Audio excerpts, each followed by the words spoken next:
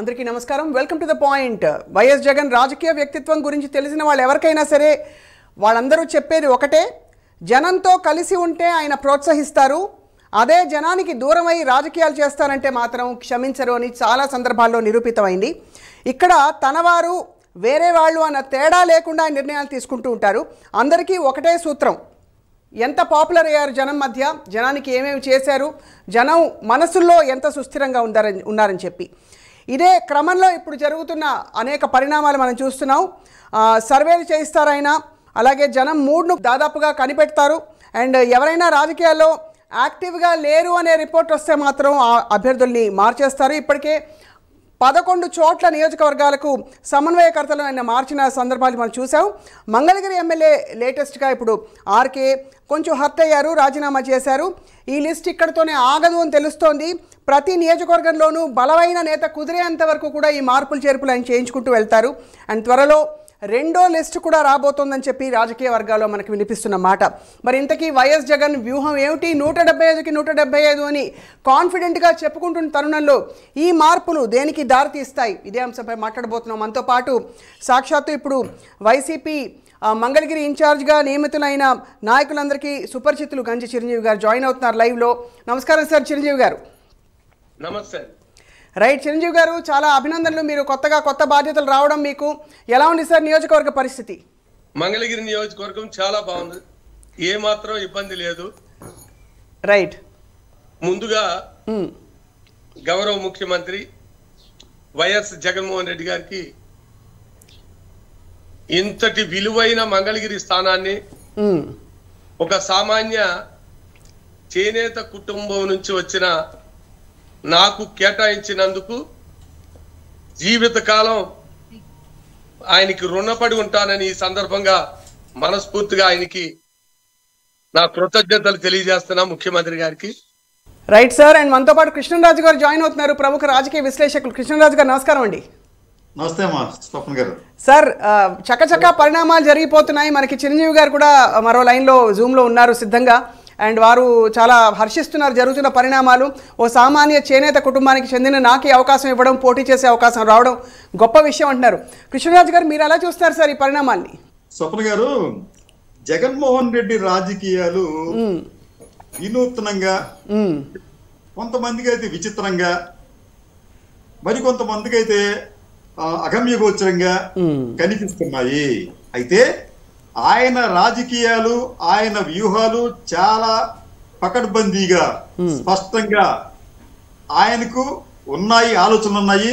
అయితే అవి ఎవరికి మనకు అర్థం కావటం లేదు. మనం బుర్రలు కొట్టుకుంటున్నాం, మనం బుర్రలు గోక్కుంటున్నాం. కానీ ఆయనకు చాలా చాలా స్పష్టత ఉంది. ప్రతి అంశంలో కూడా ఆయన ఆచితూచి అడుగు వేస్తున్నారు, చాలా మైన్యూట్ గా అబ్జర్వ్ చేస్తున్నారు. ఇంకో ఫస్ట్ టైం నాకు తెలిసిన వరకు ఏంటంటే, అసలు జగన్మోహన్ రెడ్డి గారి చుట్టూ ఉన్న కోటరీ అనేది ఉంటుందమ్మా. ప్రతి రాజకీయ నాయకుడికి ఒక కోటరీ ఉంటుంది కదా. అది ఎన్టీ రామారావు గారికి ఉంది, చంద్రబాబు నాయుడుకి ఉంది, అది ఇంకొకరికి ఉంది. కానీ జగన్మోహన్ రెడ్డి గారి చుట్టూ ఉన్న కోటరీ ఏదంటే ఎవరు చెప్పలేరు సరిగ్గా. ఎవరు అంటే ఒక చెప్పాలంటే ఆయన ఎవరికి అంతుబట్టని ఒక సఫలమైన రాజకీయ నేతగా ఆయన అభివృద్ధి చెందారు. అంతుబట్టట్లేదు, కానీ ఆయన చేస్తున్న ప్రతి వ్యూహం కూడా సక్సెస్ అవుతోంది. మనం ఎవరితో ఊహించామమ్మా, తెలుగుదేశం పార్టీకి 23 సీట్లు వస్తాయని చెప్పి పసుపు కుంకుమ అనే పేరుతో ఆయన దాదాపు 9,000 కోట్ల రూపాయలు పంచాడు ఎన్నికలకు ముందే నగదని ఆయన చంద్రబాబు నాయుడు గారు. మనం ఊహించాము ఆయన అధికారంలోకి వస్తారని చెప్పి జగన్మోహన్ రెడ్డి గారు. ఆయన ఎక్కడా కూడా తన నిబ్బరాన్ని కోల్పోకుండా ఆయన రాజకీయం చేశారు. ఆయన రాజకీయం చూస్తుంటే మీకు ఎట్లా ఉంటుందంటే, నాకు ఈ కార్పొరేట్ స్కూళ్ల స్ట్రాటజీ ఒకటి ఉంటుందమ్మా. అది అదేమిటంటే, వాళ్ళు 100% మాకు ఫలితాలు కావాలి అనే ఉద్దేశంతో వాళ్ళు చదువులు చెబుతారు పిల్లలకి. అంటే ఒక రకంగా చెప్పాలంటే పిల్లల్ని రుచుతారు అన్నమాట, ఒక రకంగా చెప్పాలంటే. అయితే ఈ ప్రయత్నంలో వాళ్ళు ఏం చేస్తారంటే, వాళ్ళు కేటగిరీ చేస్తారమ్మా. బ్రైట్ స్టూడెంట్ ఎవరు, మీడియంకి ఎవరున్నారు, తక్కువగా ఎవరున్నారని చెప్పి చూసి, ఈ బ్రైట్ స్టూడెంట్లు ఎవరైనా మీడియం ఉంటే వాళ్ళని పక్కన తీసుకొచ్చి వేరే సెక్షన్ లో వేస్తారు. రైట్. ఏంటంటే జగన్మోహన్ రెడ్డి గారు కూడా ఇటువంటి కార్పొరేట్ స్కూల్ స్ట్రాటజీని కార్పొరేట్ పాలిటిక్స్ గా ఆయన ఇంప్లిమెంట్ చేస్తూ మాకు కూడా 100% ఫలితాలు రావాలి అనే ఒక సంకల్పం రావాలి అని చెప్పే భావనతో చేస్తున్నారంటే రైట్. చాలా ముందు నుంచే కూడా ఆయన ప్రతి ఒక్కరిని అబ్జర్వ్ చేస్తున్నారు. నాకున్న సమాచారం అంటే ఈ రాష్ట్రంలో వైసీపీ పార్టీ మీద ఎన్నికైన ప్రతి శాసనసభ్యుడి మీద దాదాపు 300 పేజీల రిపోర్ట్స్ ఆయన దగ్గర ఉన్నాయి. వారు ఎటువంటి, వారి హావభావాలు ఏంటి, వారి కార్యకలాపాలు ఏంటి, వారి అవినీతి ఏమిటి, వారి సమర్థత ఏంటి, వారి వీక్నెస్ ఏమిటి, వీటన్నిటితో కూడిన ఒక సమగ్రమైన నివేదికలు ఆయన దగ్గర ఉన్నాయి. దాంట్లో బాగా మనం చెప్పినట్టు కార్పొరేట్ స్కూళ్లలో బ్రైట్ స్టూడెంట్ ఉదలు పెడతారు, బాగా వీక్ ఉన్న స్టూడెంట్ పక్కన పెడతారు. అలాగే ఇక్కడ కూడా ఏం చేస్తున్నారంటే ఆయన కాస్త బలహీనంగా ఉన్న అభ్యర్థి ఎవరైతే ఉంటారో వారిని పక్కన పెడుతున్నారు. మంచి, ఇది ఆయన నిజంగా చెప్పాలంటే ఇది రేపు వచ్చే ఎన్నికల్లో ఆయన మరోసారి సఫలమయ్యేందుకు అనుసరిస్తున్న ఒక వ్యూహంగా మనం భావించాలి. ఇక్కడ కొన్ని పరిణామాలు పర్యవసానాల గురించి మాట్లాడేలేపు కృష్ణరాజు గారు, ఇక్కడ చిరంజీవి గారికి ఒక ప్రశ్న. చిరంజీవి గారు, మీరు ఈ అంటే ఆర్కే గారు మీకు కూడా చాలా సుపరిచితులు బాగా, అండ్ మీరు పోటీ చేయబోయే నియోజకవర్గం సాక్షాత్తు లోకేష్ గారి నియోజకవర్గం అంటున్నారు. ఏమిటి సార్ మీ కాన్ఫిడెన్స్ ఏమిటి, ఎలా ఉంది పరిస్థితి అక్కడ స్థానికంగా? మంగళగిరి నియోజకవర్గం 14 నుంచి 19 దాకా రైట్ ఇదే మంగళగిరి నియోజకవర్గంలో అప్పటి ముఖ్యమంత్రి ఇప్పటి మంగళగిరి అభ్యర్థి అని తెలుగుదేశం పార్టీ చెబుతున్నారా నారా లోకేష్ గారు మంత్రిగా పనిచేసిన ₹1 కూడా మంగళగిరి ప్రాంతానికి, ఎందుకంటే నేనే పనిచేస్తున్నాను కాబట్టి,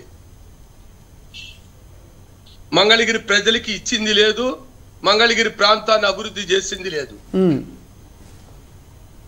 కానీ ఇదే మంగళగిరిలో ఈనాటి గౌరవ ముఖ్యమంత్రి వైఎస్ జగన్మోహన్ రెడ్డి గారు కూడా ఇక్కడే నివసిస్తూ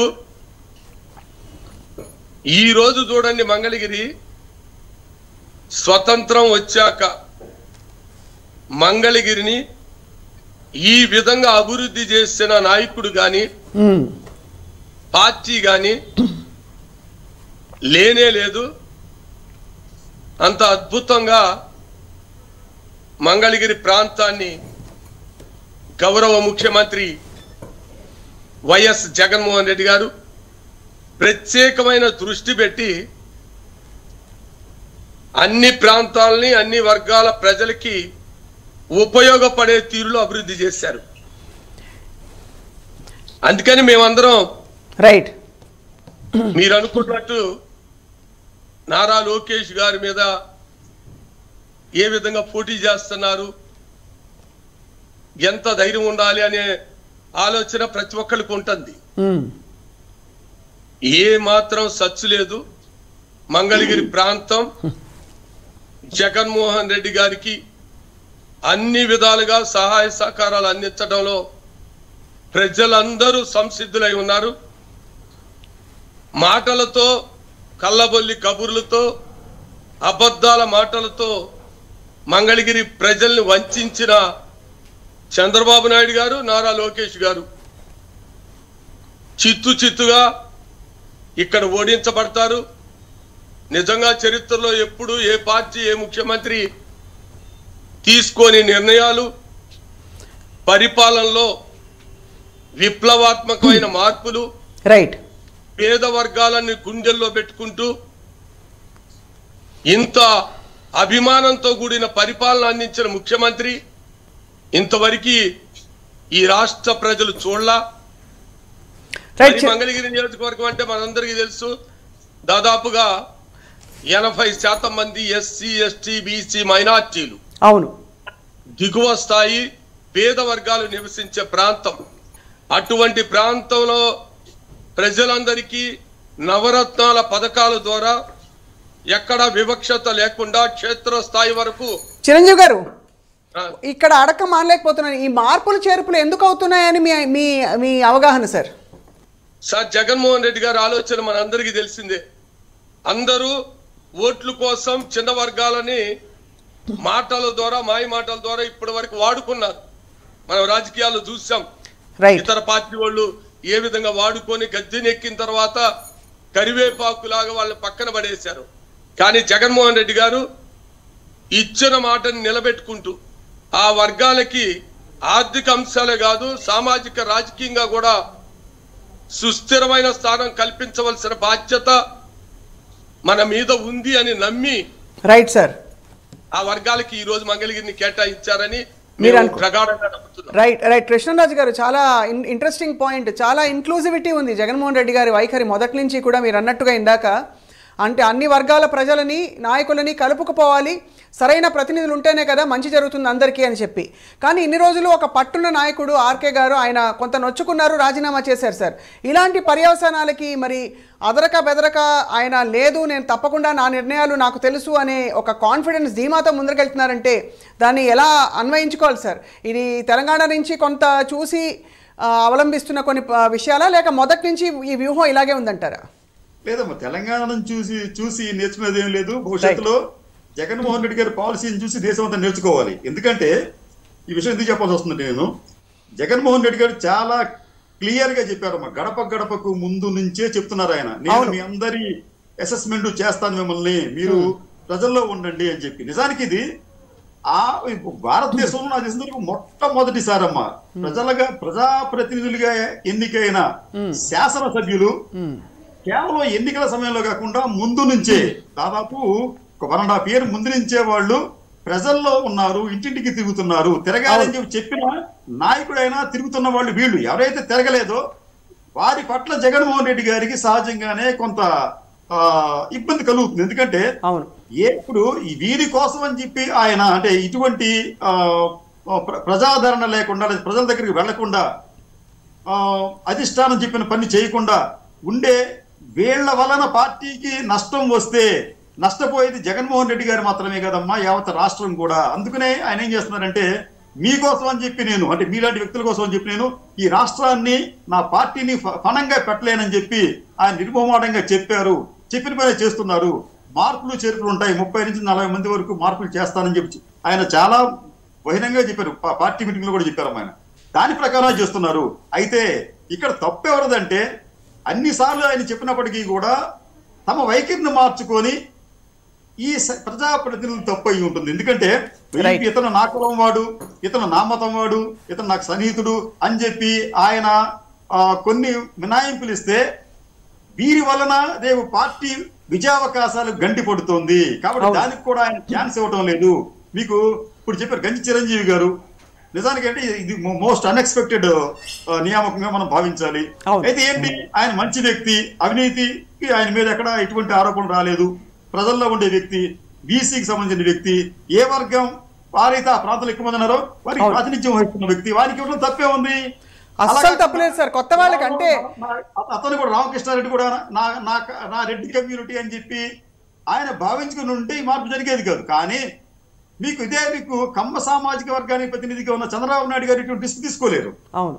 కాబట్టి ఆయన ఏంటంటే ఆయన చలనశీలత లేకుండా మార్పులు చేర్పులు చేసుకోకుండా ఆయన ఏంటంటే ఒక మార్పు చేయడానికి కొంత సాహసం ధైర్యం కూడా కావాలమ్మా. సో మీరు అనేది సార్ అంటే ఇందులో వ్యూహం కూడా ఉంది, ధర్మం కూడా ఉంది అంటున్నారు. ఖచ్చితంగా ఉందమ్మా, అన్ని ఉన్నాయి దీంట్లో. ధర్మం, వ్యూహం, తర్వాత ముఖ్యంగా పార్టీని కాపాడుకోవాలి కదమ్మా. ఇప్పుడు ఇక్కడ ఒక విషయం చెప్తాను మీకు స్వప్న గారు. ఈ రోజున టీడీపీ కావచ్చు, లేకపోతే జనసేన కావచ్చు, లేకపోతే వైసీపీ కావచ్చు, ఇవన్నీ కూడా వ్యక్తుల మీద ఆధారపడిన పార్టీలు. 3 పార్టీలు 3 వ్యక్తుల మీద ఆధారపడిన పార్టీలు అమ్మా. నిజానికి ఆ వ్యక్తి ఒంటి చేత్తో వీళ్ళని గెలిపించారు.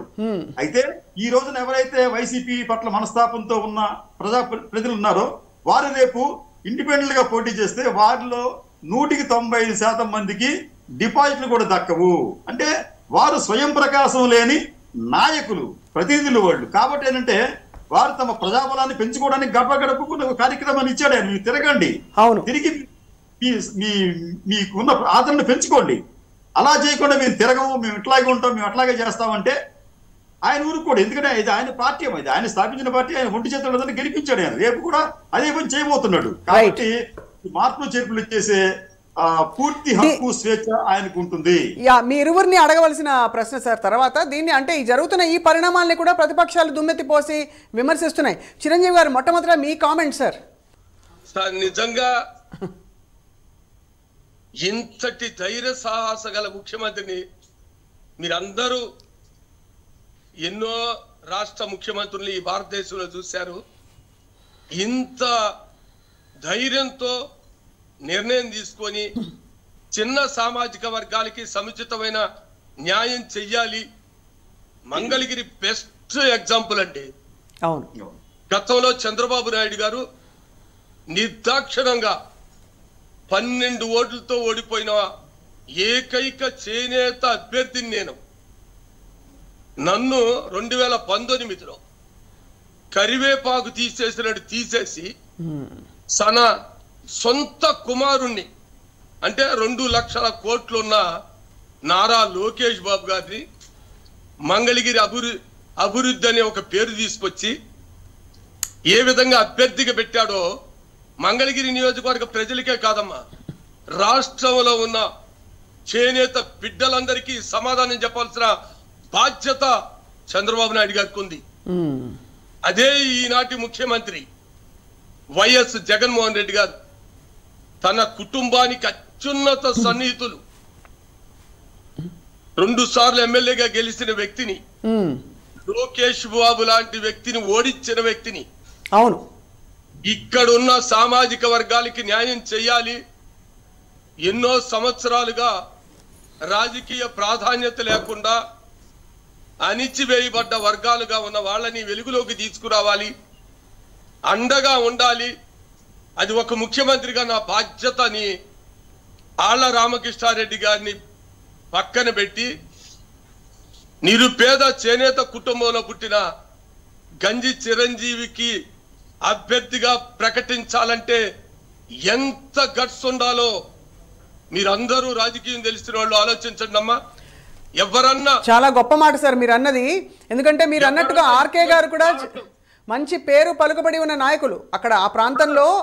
ఆయనకి ఒకప్పుడు అయితే అసలు చాలా మంచి పట్టున్న నాయకులు. కానీ మీరు అన్నట్టు సామాజిక న్యాయం అనే ఒక అంశాన్ని కూడా దృష్టిలో పెట్టుకున్నారు. కాబట్టి జగన్మోహన్ రెడ్డి గారు ఖచ్చితంగా ఒక నాయకుడిగా మిమ్మల్ని ముందుకు తీసుకురావాలని చెప్పి నిర్ణయించుకున్నారు. సాహసోపేతమైన నిర్ణయం అది. ఆయన తీసుకున్న నిర్ణయం రాష్ట్రం కాదమ్మా, దేశం గర్వించదగ్గ నిర్ణయాలు తీసుకున్నారు. అవును, ఇది సామాన్యమైన అన్ని పార్టీలు ఉన్నాయి, చాలా పార్టీలు మనం చూసాం. కానీ జగన్మోహన్ రెడ్డి గారు నిజంగా పేదల వర్గాలకి అన్ని వర్గాలకి న్యాయం చేయాలనే దృఢ సంకల్పంతో ఈ విప్లవాత్మకమైన మార్పులకి డేరుగా ముందుకెళ్తున్నారు. అందుకనే రాష్ట్ర ప్రజానికం పేద వర్గాలందరూ కూడా ఆయన్ని జైలు కొడుతుంది కూడా. ఏదో మాటల ముఖ్యమంత్రి, ఏదో 4 పథకాలు ఇచ్చిన ముఖ్యమంత్రిగా ఆయన చూడట్లా.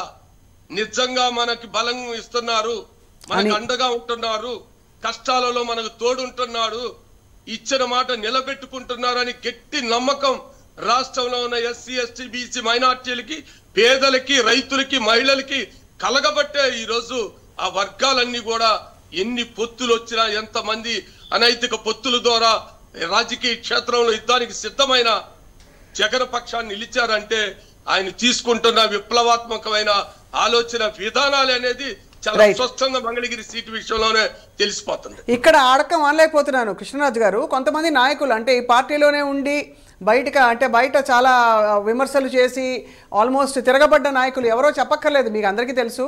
మన RRR గారు ఇటీవల ఇంతమంది రెడ్డి నాయకులు ఉన్నారని ఒక జాబితా చదువుతూ కూడా ఆయన చిన్న వెటకారంగా వీడియో చేసినట్టు ఏదో వచ్చిందనమాట. అది ఫార్వర్డ్ చేశారు ఎవరో. కానీ అంటే నిజంగానే ఒక వర్గానికి సంబంధించిన రాజకీయాల నుంచి తప్పుకుని అందరికీ ఆమోదయోగ్యమైన, అందరికీ కావాల్సిన ప్రాతినిధ్యంతో ఒక టీంని ఫామ్ చేయాలనే సంకల్పం ఈసారి ఎలా పనిచేస్తుంది అనుకుంటున్నారు సార్ కృష్ణరాజు గారు? అలాగే ఈ మార్పులు చేర్పులు నెక్స్ట్ ఇంకా ఎంత దూరం వెళ్ళి ఎన్ని చోట్ల మార్పులు జరుగుతాయి? ఒకవేళ అసంతృప్తులు కొనసాగితే వాళ్ళని బుజ్జగిస్తారా, లేక జరిగే పరిణామాలు అంతా మంచి జరుగుతుంది నమ్మకంతో ముందరకెళ్తారా సార్? స్వప్న గారు, ఇప్పుడు జగన్మోహన్ రెడ్డి గారి వైఖరి చూస్తూ ఉంటుంటే ఆయన అసంతృప్తులను బుజ్జగించే పని పెట్టుకోలేదు, అనిపిస్తుంది. ఎందుకంటే ఈ విషయం చెప్పాల్సి వస్తుంది. ఆయన చాలా స్పష్టంగా తన విధానాలను, అంటే ఈ సంక్షేమం అభివృద్ధి అనే తన విధానాలను ఆయన గట్టిగా నమ్ముకున్నారు. దానికి తగ్గట్టుగానే ఈ రోజు ఆంధ్రప్రదేశ్ లో ఈ ప్రజలకు ప్రయోజనం చేకూరుస్తున్నారు. దాదాపు ఈ 4 సంవత్సరాల్లో 4,50,000 కోట్ల రూపాయలు సంక్షేమ పథకానికి, దాంట్లో దాదాపు 2,50,000 2.5 లక్షల కోట్ల రూపాయలు కేవలం నగదు బదిలీకి కేటాయించారమ్మా. దాదాపు 85% కుటుంబాలకి ఏదో ఒక ప్రయోజనం లభించింది. కాబట్టి ఏంటంటే ఆయన ఇటువంటి వీరంతా కూడా అంటే ఈ కొంతమంది రాజకీయ నాయకులు ఈ పాసింగ్ క్లౌడ్స్ లాంటి వాళ్ళు, అంటే వీళ్ళు ఎక్కడ అధికారం ఉంటుందనుకుంటే ఆ పార్టీలోకి మారి అక్కడ పబ్బం కట్టుకుని వాళ్ళు వెళ్ళిపోయే తత్వం ఉంటుంది. ఈ విషయం ఆయనకి బాగా తెలుసు. అవును, మీకు గతంలో జగన్మోహన్ రెడ్డి గారిని చాలా దారుణంగా విమర్శించిన వాళ్ళంతా కూడా మళ్ళీ ఆయన చేతి చల్ల వల్లనే మళ్ళీ ఎన్నికయ్యారు. మళ్ళీ ఇప్పుడు వారు వ్యతిరేకిస్తే వ్యతిరేకించవచ్చు. ఇవన్నీ కూడా ఆయన అతీతంగా ఉండడం. నిజంగా చెప్పాలంటే ఒక స్థితప్రజ్ఞత అనేది జగన్మోహన్ రెడ్డి గారు అలవర్చుకున్నారు. మేము మా విధానాలకు తగ్గట్టుగా మీరు ఉంటే ఉండండి, వెళ్ళిపోతే వెళ్ళిపోండి, మాకు అభ్యంతరం లేదు అనే విధంగా ఉన్నారు తప్ప వారిని బొజ్జగించడం ఇది అంతా కూడా చంద్రబాబు నాయుడు గారు చేసే పనమ్మా. పొరపాటున ఎవరిని వెళ్ళిపోతాను అంటే వారి వల్ల పెద్ద నష్టం జరిగిపోతుందని చెప్పి వారిని తన పార్టీలో ఉంచుకొని చివరికి నష్టపోయిన వ్యక్తి ఆయన. కానీ దానికి భిన్నమైన రాజకీయం అనేది ఈరోజు జగన్మోహన్ రెడ్డి గారు చేస్తున్నారు. కాబట్టి అటు బొజ్జగింపులు, లేకపోతే ఓరడింపులు, లేకపోతే మీకు ఏదైనా ప్యాకేజీలు ఇస్తామని చెప్పడం అటువంటి ఏమీ కూడా ఈయన దగ్గర నుంచి ఆశించకూడదు. ఆశిస్తే వారు భంగపడతారు. అది చాలా మంచి పాయింట్ సార్, కుండ బదులు కూడా చెప్పారు. సో ఫైనల్గా గంజి చిరంజీవి గారు, ఈసారి మరి ఈ జనసేన టీడీపీ పొత్తు ఏదైతే ఉందో అది ఏ విధంగా ప్రభావం చూపుతుంది సార్ రాష్ట్ర రాజకీయాలపై? మీ కామెంట్ ఏంటి సార్ దీనిపై? జగన్మోహన్ రెడ్డి గారు చాలా స్పష్టంగా అన్ని మీటింగుల్లో చెప్తున్నారమ్మా, నా వలన, నా పరిపాలన వలన మీకు, మీ కుటుంబానికి న్యాయం జరిగింది, లాభం జరిగిందని భావిస్తే అది నన్ను ఆదరించండి, నాకు అండగా ఉండండి. నిజంగా ఈ యొక్క మాట ఇంతకు ముందు 76 ఏళ్ల స్వతంత్ర భారతదేశంలో ఏ ముఖ్యమంత్రి నోటైనా విన్నారా అని అన్ని పార్టీలో ఉన్న నాయకుల్ని నేను క్వశ్చన్ చేస్తున్న ఆన్సర్ చెప్పమనండి. అంత దమ్ముగా, అంత ఆత్మవిశ్వాసంతో, అమ్మా నా వల్ల మీకు న్యాయం జరిగితే నాకు అండగా ఉండండి అమ్మా, అంతకు మించిన మాట రాజకీయాల్లో ఏముందో చాలా స్పష్టంగా రాష్ట్ర ప్రజలందరూ గమనిస్తున్నారు. అందుకనే ఎంతమంది పొత్తులు పెట్టుకున్నా, ఎన్ని విధాలుగా గ్రాఫిక్స్ తో ఈ ప్రజాయుద్ధ క్షేత్రంలోకి వచ్చిన సింగిల్ నాయకుడు, దమ్మున్న నాయకుడు జగన్మోహన్ రెడ్డి గారి ముందు నిలిచే ప్రసక్తే లేదు. అటువంటి అవకాశాలు లేవు కాబట్టే పొత్తుల కోసం, తొత్తుల కోసం వెంపర్లాడుతున్నారు వారు. మీరు అది ప్రత్యేకంగా ఆంధ్ర రాష్ట్ర ప్రజలందరూ గమనిస్తూనే ఉన్నారు. ఎందుకు సింగల్ గా జగన్మోహన్ రెడ్డి గారు అంత ధైర్యంగా వెళ్తున్నారు, ఎందుకు ఎవరు కల్పిస్తే వాళ్ళని వాటేసుకొని పొత్తులతో వెళ్దాం రాని వెంపర్లో చంద్రబాబు నాయుడు గారు ఆడుతున్నారో ఈ రాష్ట్ర ప్రజలందరికీ తెలుసు. 100% దమ్మున్న ప్రజా నాయకుడు, ప్రజల హృదయాలలో నిలిచిపోయిన నాయకుడు, మాటల ద్వారా కాదు చేతల్లో చూపిస్తున్న జగన్మోహన్ రెడ్డి గారు అంటే ఎవరన్నా రాని, అది జనసేన, తెలుగుదేశమా లేదా ఇతర పార్టీల, ఏ మాత్రం సంకోచం లేదు. 24లో 100% ఈ రాష్ట్ర ప్రజలు జగన్మోహన్ రెడ్డి గారికి పట్టం కట్టబోతున్నారు. ఇది జరగబోయే యథార్థం. రైట్, గంజి చిరంజీవి గారు మీకు best wishes sir, all the best. మీ కొత్త పాత్రలో మీరు మీ సాయశక్తిలో మీరు చేస్తారని, అలాగే అక్కడ ఉండే చేనేత కుటుంబాలన్నిటికీ కూడా మా సలాం సార్. రెక్కలు ముక్కలు చేసుకుని కాయ కష్టం చేసి మా అందరికీ అందమైన వస్త్రాలు నేసి ఇస్తున్న వారందరికీ కూడా మా సలాం. ధన్యవాదాలు గంజి చిరంజీవి గారు. అండ్ కృష్ణరాజు గారు, ఫైనలీ మీ కామెంట్ సార్. ఈ రాబోయే రోజుల్లో మరి రాజకీయ ఇప్పుడు అంటే ఈ చకచక ఈ విప్లవాత్మక మార్పులు జరుగుతున్నాయి ఏపీ రాజకీయాల్లో, ఎలా ఉండబోతోంది సార్ మరో నెల రోజుల్లో పరిస్థితి? దాదాపుగా అందరూ ఖరారు అవుతున్న సమయంలో అభ్యర్థులందరూ కూడా మనకి మీరు పొత్తు గురించి మాట్లాడారు. అయితే ఇక్కడ ఈ పొత్తు వల్ల ఆ రెండు పార్టీలకు మేలు కన్నా కూడా కీడే ఎక్కువ జరిగే ప్రమాదం ఉంటుంది. జోగి జోగి రాసుకుంటే బూడిద రాలినట్టు ఒకరేమో పెద్ద జోగి, మరొక రెండు చిన్న జోగి, మీరిద్దరూ కూడా కలుసుకుంటే రాలేది ఓట్లు కాదు మరేంటో తెలియదు. అదొక అంశం అమ్మా. తర్వాత మీకు మనకి ఒక మాట ఉంది, తక్షకేంద్రాయ స్వాహ అని చెప్పి.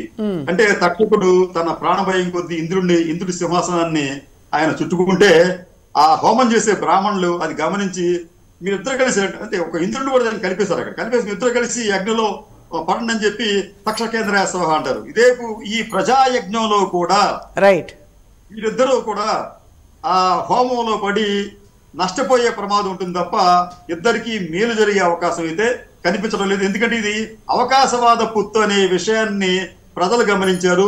మనమే కాదండి, పొరుగునే ఉన్న తెలంగాణ ప్రజలు కూడా గమనించారు. ఈ పొత్తు అనేది Right. అపవిత్రమైందని చెప్పి భావించే తెలంగాణలో 8 స్థానాల్లో జనసేన అభ్యర్థులు పోటీ చేస్తే వారికి బీజేపీ సానుభూతి పరులు కానీ టీడీపీ సానుభూతి పరులు కానీ ఒక్క ఓటు కూడా వేయలేదు. చాలా చోట్ల సార్